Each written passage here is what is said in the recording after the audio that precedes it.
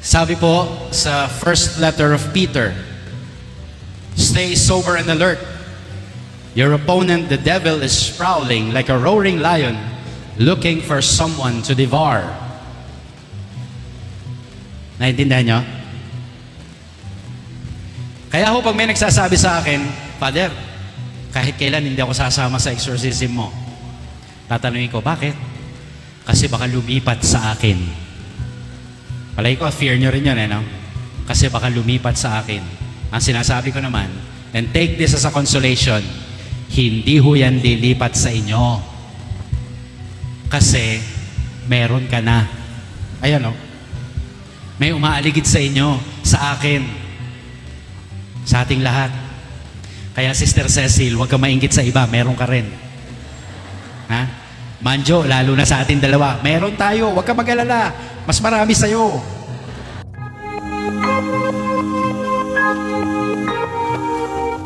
Kung magbibilangan tayo, hindi natin alam. Pero lagi may nakaaligid lang. Okay? Ang mahalaga lang, huwag niyong papapasukin. Pero lagi may nag-aabang. Kaya huwag kang mag-inggit sa iba. Meron ka din. Okay? O sabihin mo ngayon, hay, salamat, meron ako. Okay? So, ano yung attack strategy ng Diablo? First, the ordinary demonic activity. Ordinary. And I say it again, ordinary. Ito yung madalas na nangyayari. The bread and butter of the devil. Dito siya mas ginaganahan. Dito siya nagtatagumpay sa nag-iisang paraan na ito. At ano yon? Wala iba kundi temptation. Okay? Yun lang. Tukso. Kaya nga, di ba sabi, kay rami na winasak na tahanan. Ano kasunod? Matang pinaluhan, kay rami ng pusong sinugatan. Tuloy nyo!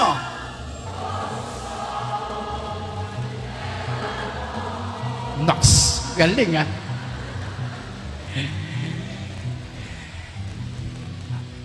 Ang problema, hindi sinabi ni Eva yon. Yung otokso, layuan mo ako. Si Eva Eugenio ang nagsabi. No? Pero tindi ng tukso, no? Bakit kaya mas maraming nahuhulog dyan? Bakit kaya ito ang bread and butter ng Diablo? Alam nyo kung bakit? Ito ang dahilan. Sapagkat ang tukso ay laging papunta sa maganda, masarap, madali. Ulitin nyo nga. Maganda, masarap, madali. Pag di yan maganda, hindi yan masarap, hindi yan madali, hindi yan tukso. Gets nyo? Kaya sa totoo lang, hindi ho nakakatakot ang demonyo. Hindi. Ang tukso, hindi yan masaklap, hindi yan pangit, hindi yan mahirap. Ito'y laging patungo sa maganda, masarap, madali. Okay? Meron ba sa inyo nagsabi, alam mo, natutokso akong magsimba. Ano? Natutokso magsimba? Natutokso akong magbigay ng abuloy. Hindi tukso yun, mahirap yun eh. Natukso ka bang pumunta rito? Hindi ah. Kasi mahirap to. Sarap kaya humilata na lang.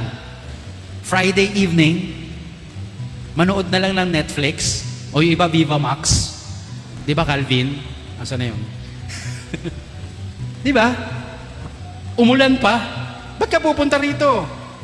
Mas masarap na nasa bahay. Gets mo?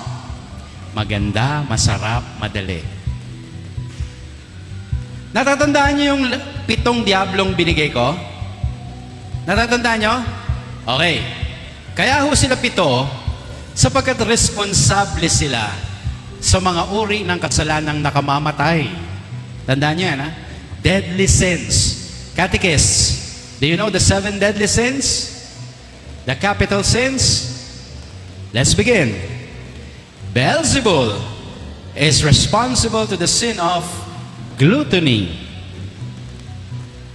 Di ba magandang tukso yan? Katakawan sa pagkain. Yung tipong may kakain pa, magsusubi ka na. Mga Sharon kayo.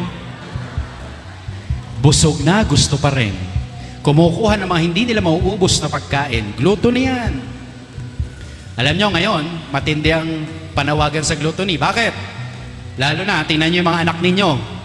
Mga anak ninyo, mga apo ninyo, mga kabataan. Lalo na kung meron silang smartphone. Hindi nyo ba nahalata? Yung mga bata, pag ayaw nila ng pagkain, magpipipindot lang, may delivery ng darating. That is gluttony. Kasi ayaw nila nung inihain nyo. Ayaw nila nung ulam. Turuan nyo ang mga anak ninyo na kung anong inihain ninyo, kainin nila. Pinagpaguran nyo yun eh. Diba? Sabihin mo sa anak mo, anak, pinagpawisan ko yan.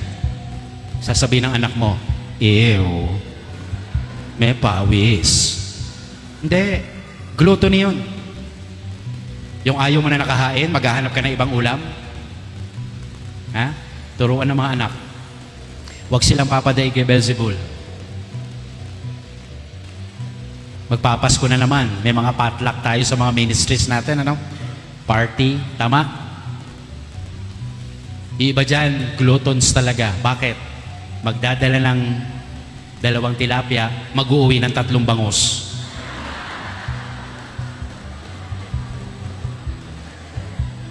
Get the point? Gluttony.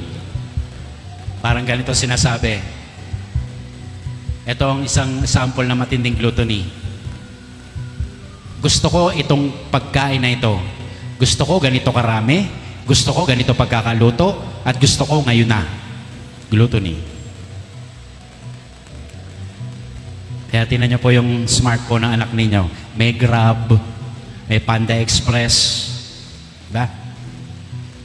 Ngayon, konting pindot lang. May Starbucks na darating. Dati, kailangan mo pong mag-agaw buhay, makatikim lang ng Royal. Diba? Ganun tayo nun. Nabutan niyo yun, yung Royco. Naku, inabutan ko yan. Kailangan mo pong magkumbulsyon, makatikim ka lang ng Royal. Tsaka ng Skyflakes na isasawsaw mo. May sakit ako ibili ng Royal yan. Ako din, may sakit na. Oh? Diba? Kaya mas maganda yung dati. Matiisin tayo eh. Next, Belial. Katamaran. Ha? Alam niyo po yung sloth. Ganito po yan. Huwag mo sabihin na dahil marami kang ginagawa, masipag ka na. Ulitin ko, huwag mong sabihin na dahil marami kang ginagawa, masipag ka na. Bakit? Kasi pwede pa rin tinatamaan ka ng sloth kahit marami kang ginagawa. Paano yun, Father? Kasi itong definition ng sloth. Doing many things except for the one thing that you have to do at that moment. Nakuha niyo yung sloth? Marami kang ginagawa maliban dun sa dapat mong gawin sa oras na yon. Alam niyo yung mga anak ninyo, busy yan.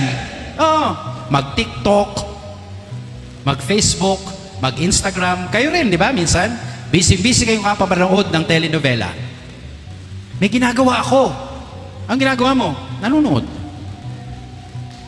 Pero tingnan mo, ano ba yung dapat mong gawin?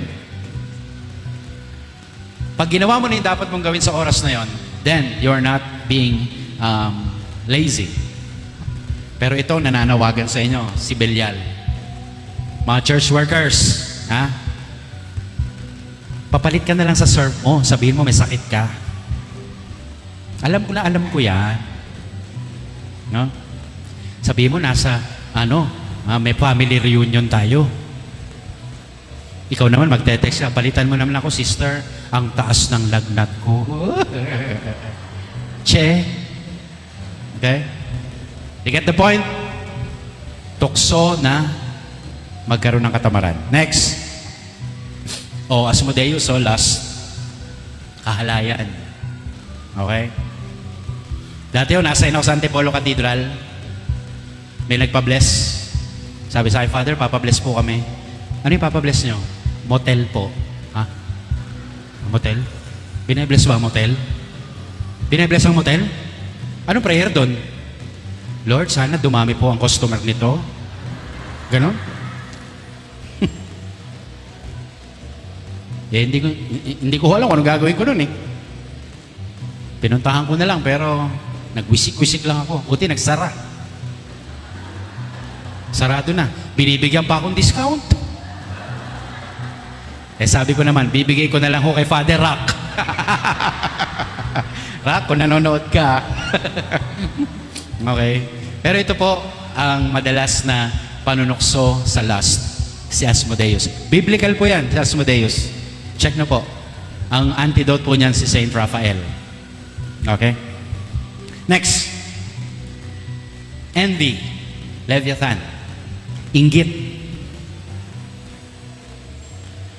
At naniniwala po kayo na sa simbahan, sa paglilingkod, sa parokya, walang lugar ang inggit. Naniniwala kayo? Oo, tama. Alam ko na mahina sagot nyo. Kasi naiinggit din kayo. Mga haliparot kayo. Siya na naman ang pinansin ni Father. Bakit siya na naman ang naglektor sa fiesta? Mas mahaba ang airtime niya. Bakit pag online sila? Kasi nga pangit ka. Okay. Biro lang. Inggit. Alam niyo po, yung mga naiinggit, tandaan niyo po ito yung mga naiinggit, ito po yung mga hindi marunong magpasalamat sa mga biyayang natatanggap niya. Kaya siya naiinggit sa iba. Pansinin niyo. Look into yourselves.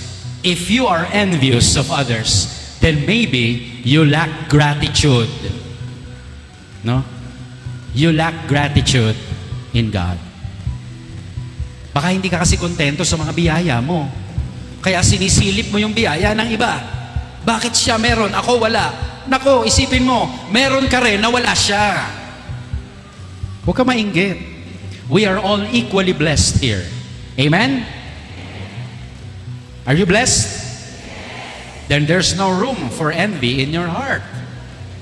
If you are grateful to whatever you receive as blessing, Leviathan cannot tempt you to be envious.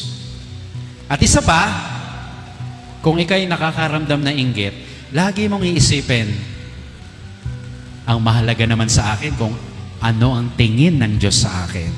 Yun naman yun eh. What they think of you doesn't matter. What matters is how God looks at you. And you have to realize you are always loved. Ano kung hindi ka mahal ng tao? Ano kung hindi siya nag-like sa post mo? Ang mahalaga, mahal ka ng Diyos. Amen? Kaya kita niyo yung dalawang antidote, no? Kung ikaw'y mapagpasalamat at alam mong mahal ka ng Diyos, hindi ka na maiinggit. And besides, yung mga naninira sa'yo, inggit lang yan. Kaya huwag ka maninira na ibang tao, halatang-halatang inggitera ka. Okay? Huwag ka mainggit. Kasi pagkatapos nun, paninirang puri na. Yan ang pinagmumulan ng bearing false witness against others. Amen? Next. Mammon. Greed. Anong kaibahan nito sa gluttony? Gluttony, pagkain. Greed, material na bagay. Okay? At ito rin ang dapat isa sa mga ituro sa mga anak at apo. At kahit sa ating mga sarili, kung pwede pang magamit, huwag mo munang palitan. Okay? Be sure that you only possess those things and that those things do not possess you. Magkaiba yun. Sapagkat kung hindi ka na makapagpatuloy sa buhay nang wala ang mga material na bagay na to, ibig sabihin, ang mga bagay na ito ang nagmamay-ari na sa'yo. And that's what Mammon wants. Tandaan nyo yun. That we are possessed by these things. Okay? Kaya minsan iniisip ko, alam nyo, nung na-assign po ako dito, hindi ko alam kung ganun pa rin, pero pupusta ako, ganun pa rin. Ano yun? Na kapag nagsisimba kayo ng daily, Father, may mga daily church workers, no? Natatandaan mo mga mukha nila, no? Pag wala sila, alam mo, absent eh. Kasi mga church workers, may mga permanente na upuan yan. Araw-araw. Oh, alam ko yan. May mga permanente na upuan yan. Pag may bagong nagsimba, birthday nun. Pag mag-asawa, anniversary nun. Mamaya-maya, lalapit yun sa sacristy. Papa bless. Pero alam niyo po, kadalasan, kung titinan, papansinin niyo yung pwesto ng mga tao, wala silang pakialam kung may katabi sila o wala. Ang mahalaga, malapit sa ventilador. Diba? Yung nahahanginan. Pag linggo, ganun din. Gusto mong mahanginan. Ano naman ang kinalaman ng greed doon? Eto. Nahanginan ka, pero hulog mo sa kolekta, 20 lang. Pag nahanginan ka, dagdag mo naman. Kumukonsumo ka ng kuryente eh. Kung 20 lang ilalagay mo, hanapin mo yung magbibigay ng 100. Sabihin mo, dito ka sa hangin. But that's beside the point. Greed is mammon. God is generosity. You get that? Pagbibigay. And you know, mammon doesn't want us to know this. Alin po, Father? That as long as you are connected to God, who is nothing but giving, you can always give, and you will never run out of things. Did you get that? Ewan ko lang kung nasubukan nyo na. Na kung alam mo, konektado ka sa Diyos na walang alam kundi magbigay lamang, kaya mo rin magbigay ng magbigay at mapapansin mo kahit kailan hindi ka mauubusan. That's the spiritual physics of life, of giving. Gusto nyo try natin? Tama, nagyukuan.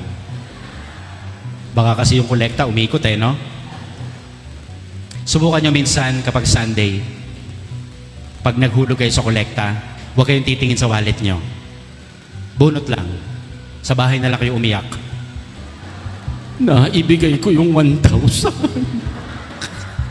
Okay lang yon. Total, lahat naman ng bagay mawawala eh, no? Isa lang naman ang mananatili sa huli. Ang Diyos lang eh, no? Si Jesus lang naman ang mahalaga eh. At anumang bagay na naipon mo, anumang bagay na nabili mo, di mo naman pwedeng ipagmalakihan sa harap ng Diyos eh. No? Magmamalaki ka sa Diyos na panghabang buhay, pinagmamalaki mo mga bagay na mauglalaho, ay mag-isip-isip ka. Tanga ka.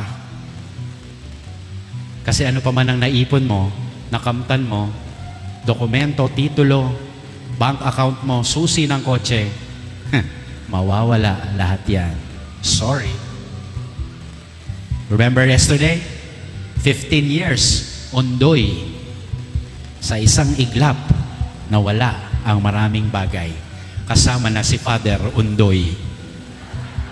Kilala niyo yun? Diba? Nakita niyo? Kaya marami ka man damit na naipon, huwag mo ipagmamalaki. Sapagkat pag ikay binurol, isang terno lang kailangan mo. Get that? Sabi ko nga rin, kahit marami kang kotse, kapag ikay hinatid sa sementeryo, isang kotse lang din maghahatid sa'yo. Hindi pa iyo. Okay?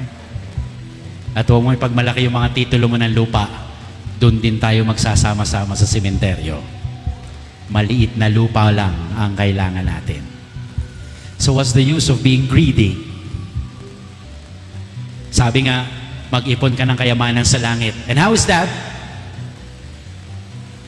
Whatever you have, kung halimbawa hindi mo ka na kailangan, edi bahagi mo. Eh na mahirap po sa atin eh. Hindi na naman natin kailangan. Hindi na natin isusuot. Ayaw mo pang ibigay sa iba. Gusto mo lang nakikita ron. Eh hindi naman sa'yo kasya na. Sister, maniwala ka sa akin. Pamigay mo na. Kahit anong Zumba mo, hindi ka napapayat. Paano? Pagka Zumba, bili ng Coke. Check your closets.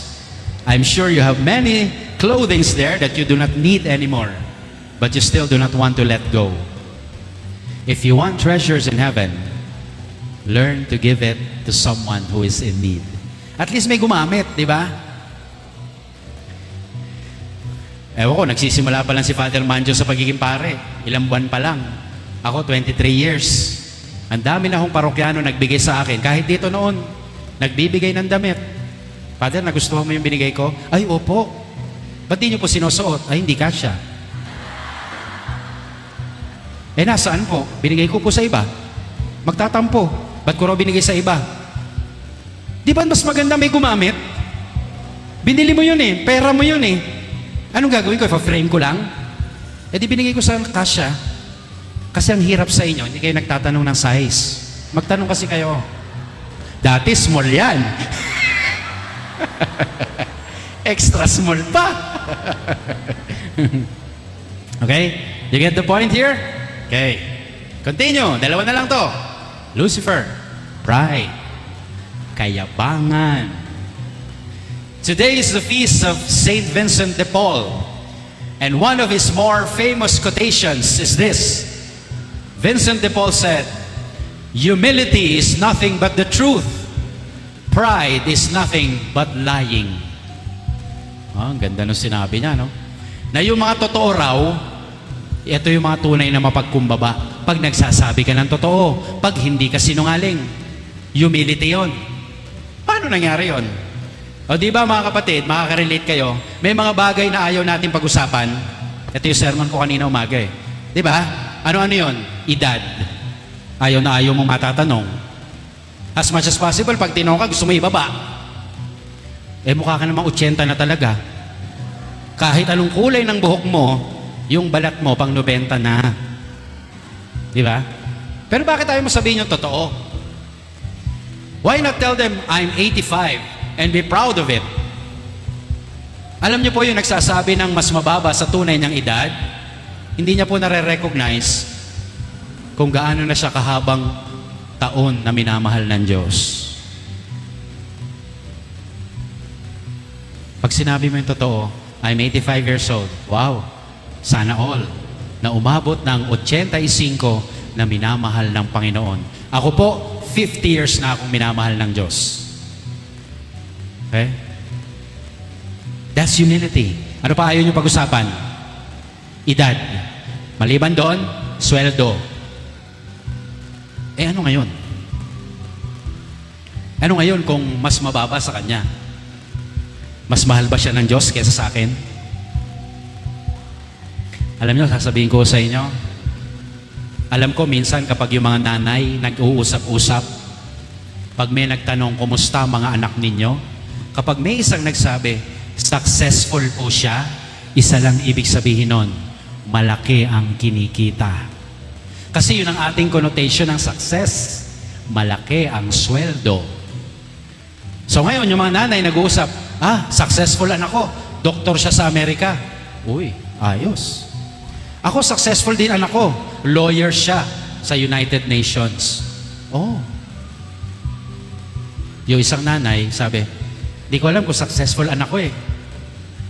Pero, katikista siya sa simbahan tsaka sa public school. Hindi naman malaki kita niya.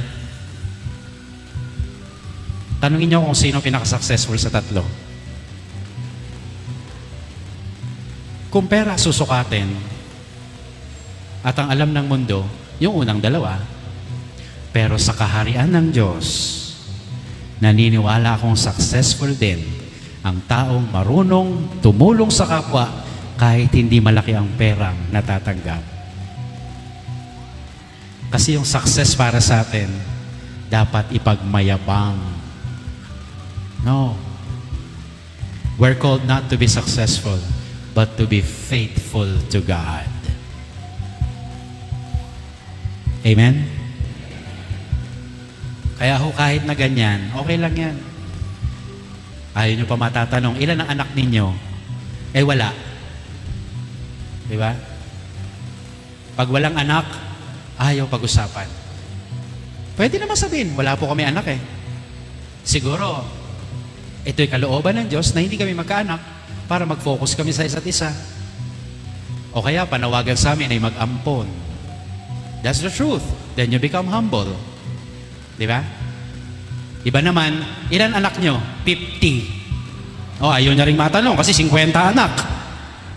Sa iba-ibang lalaki. Okay? Pero nakita nyo na po kung bakit humility is truth and pride is lying?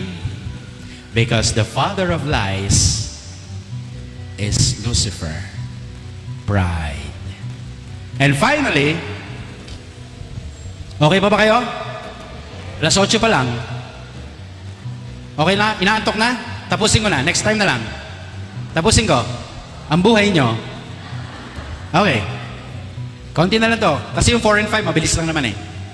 Anger, Satan. Mga laging galit. Yung wala nang nalaman sa buhay kundi magalit. Yung hindi nakukumpleto ang araw na hindi nagagalit. Yung natutulog na at nakahiga na, bumangon pa sapagkat naalala niya hindi pa siya nagagalit sa araw na yon. Kaya siya'y nagalit at naghanap ng mali ng anak, ng asawa at ng kasambahay. At nung siya'y nagalit na, humigan at nakangiti, nagalit na ako.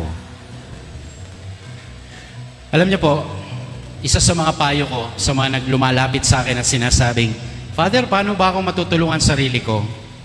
Kasi lagi ako nagagalit. Marami na lumapit sa akin. Baka si Father Manjo, bagong pare, fresh pa lang yung kanyang faculty para mag-absolve. Marami na siyang narinig na ganun. Magagalitin. Nagalit po ako. Ang isa sa mga payo ko ay ganito. Alam mo, may karapatan ka lang magalit kung ikaw mismo hindi ka nagkakamali. Isipin nyo lagi yun. Nagkakamali din naman kayo, di ba? Eh, ba't ang tindi mo magalit? Bakit ang tindi mo magalit? Eh, nagkakamali ka rin. Hindi ka rin perpekto. Kaya ang dapat lang nagagalit yung perpekto. Ha? Usapan? Pwede? Anger is one of the 7 capital sins. Si Kristo ba nagalit? Yes or no? Yes.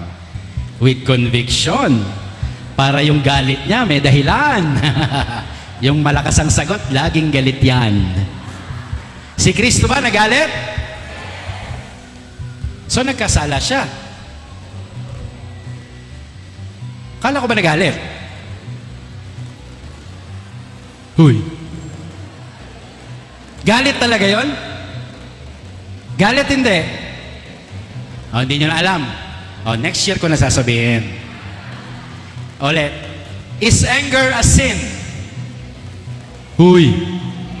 Yes or no? Siyempre, Catechism tells us, anger is one of the capital sins. Hindi naman nagkakamali ang katisismo eh. Katisismo ng simbahan to eh. Infallible to eh. Nasa CCC yan eh.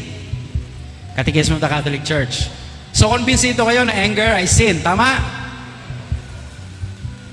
Yes? Nagalit ba si Jesus? Nagkasala si Jesus? O, paano may re-reconcile yun? Lagot ka. Alam mo ha? Alam ko yung tinutukoy nyo. Pumunta siya sa templo. Di ba? Nakita niya may mga nagtitinda. Anong ginawa niya? Pinagtataob niya yung mesa. Gumawa pa ng panghagupit, di ba? Meron siyang pinalo sa panghagupit niya? Meron, wala? May nasaktan tao? May lumipad na ibon?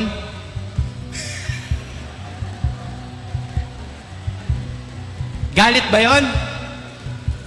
Ha? Galit? Is that anger?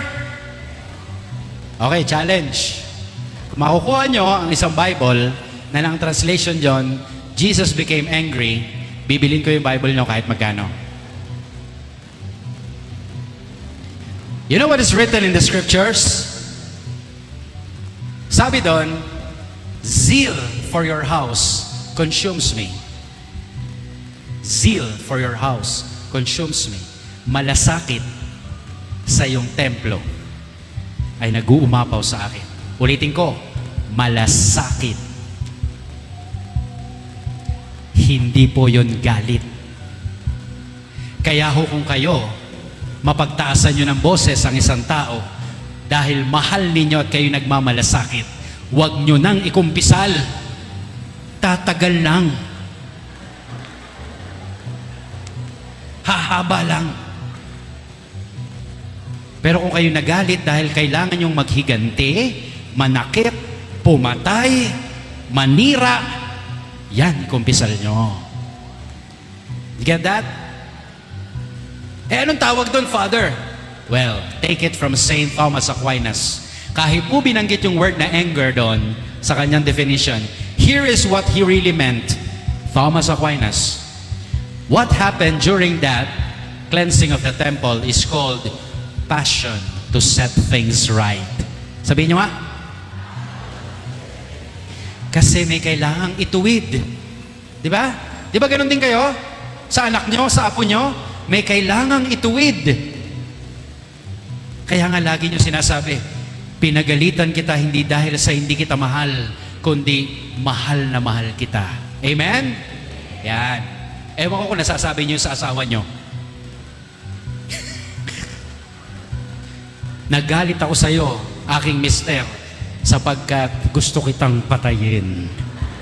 Baka ganon yung kabila, ano? Pag ganon, kasalanan na yon. Okay? But you have passion to set things right. No? Then you're not sinning. Ito po ang tinutukoy na si Satanas nag-uudyok sa atin na tayo maghiganti, manakit, pumatay. Yan ang tunay na galit. Okay? Okay. Extraordinary demonic activity. Mabilis lang to. Kasi hindi naman talaga ito ang pinunta ko rito eh. Gusto ko maaramdaman niyo yung pagmamahal ng Diyos sa atin. Extraordinary, 4. Infestation. Mga gumagalaw sa bahay na mga gamit. Extraordinary po yan. Diba? Infestation. Yung mga tumutunog na piano na wala namang tumutugtog. Gripong bumubukas mag-isa. Kadenang kinakaladkad. Yan. Ilaw na kumukurap. Pundido yon. Okay? Nandyan lang ngayon. Nalingat ka lang. Nawala na. Pero kung 500 yon, huwag mo isisi agad sa Diablo. Magnanakaw yon. Okay? Nag-guess niyo po? That's extraordinary demonic activity. Infestation. Sabihin nyo nga. Ang inaatake ng Diablo ay bahay, lugar, mga gamit, at mga hayop. Okay? Mga bahay, locations, lugar, yan, hayop, bagay. Okay? Yan ang inaatake ng Diablo. That's why kung meron kayo nararamdaman sa bahay, infestation yon. Okay? Infestation. Pag meron kayo naaaninag, infestation. May nagpakita, infestation. Pero ito ang gusto ko sabihin sa inyo. Are you ready for this reality? Here it goes. Sa tuwing makakakita po kayo sa tahanan o saan man, halimbawa, namatayan kayo. Tapos sasabihin mo, alam mo, nagpakita siya sa akin dun sa kwarto. Di ba may mga ganong instances? Alam mo, naamoy ko yung pabango ni Lolo. Amoy alcampor. Yung kasi yung pinapahid niya. Kapag may mga nakita kayong ganyan, I tell you this, and this is the teaching of the Catholic Church, hindi po yan kaluluwa ng tao. Ulitin ko, huwag kayong matakot kasi hindi yan kaluluwa ng tao. Hindi po yan yung mga mahal nyo sa buhay. Kaya huwag kayong matakot. Ano po yun, Father? Simple lang, demonyo. Kinukuha nila ang anyo ng inyong mga mahal sa buhay para sa inyo'y magpakita. Huwag kayong palilin lang. Bakit? Sapagkat ang turo ng simbahan, kapag tayo'y namatay, ang kaluluwa natin, diretsyo na agad kung saan dapat pumunta. Langit, purgatorio, o impyerno. Agad-agad. Kaya hindi ho totoo yung mga ligaw na kaluluwa. Ghosts. Hindi totoo yan. Lahat yan, demonyo. Kinukuhang anyo ng ating mga mahal sa buhay.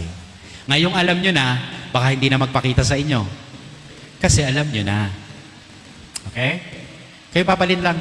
Kahit na itsura niya yon, sabihin mo, hindi, diablo ka eh.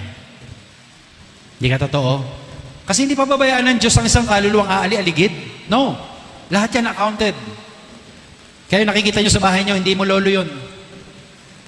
Dito nga lang ho sa Pilipinas yun di ba? Sa Amerika, pag mayroong paru-paro, wow, what a butterfly. Very good colors. Dito sa Pilipinas, uy, lolo mo yan, huwag mo nga ano yan.